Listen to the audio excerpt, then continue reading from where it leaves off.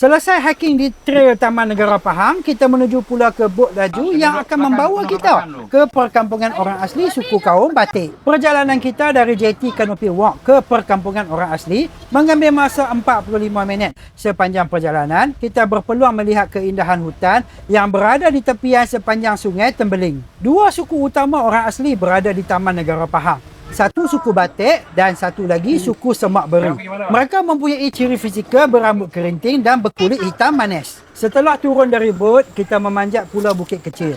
Tuan-tuan dan puan-puan, selamat datang ke perkampungan orang asli suku kaum Batik di Taman Negara Pahang. Secara tradisionalnya, mereka mengamalkan cara hidup berpindah randah dan sangat bergantung kepada sumber hutan. Selain membeli cedera hati, kita juga dapat belajar bagaimana menggunakan sumpit yang menjadi alatan utama memburu haiwan yang menjadi sumber makanan orang asli.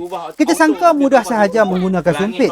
Rupanya, susah juga sebab kena kawal kekuatan nafas dan hembusan udara. Kerajaan Malaysia melalui Jabatan Kebajikan Masyarakat Orang Asli sentiasa memastikan masyarakat orang asli tidak sesekali ketinggalan dari segi pendidikan dan kesihatan. Selesai lawatan, kita naik bot laju merempuh arus deras. Waktu ini berdoalah agar bot laju kita tidak terbalik. Sejam juga kita rempuh arus deras sebegini. Pengalaman sebegini hanya ada di Taman Negara Pahang. Marilah kita bersama-sama melawat Taman Negara.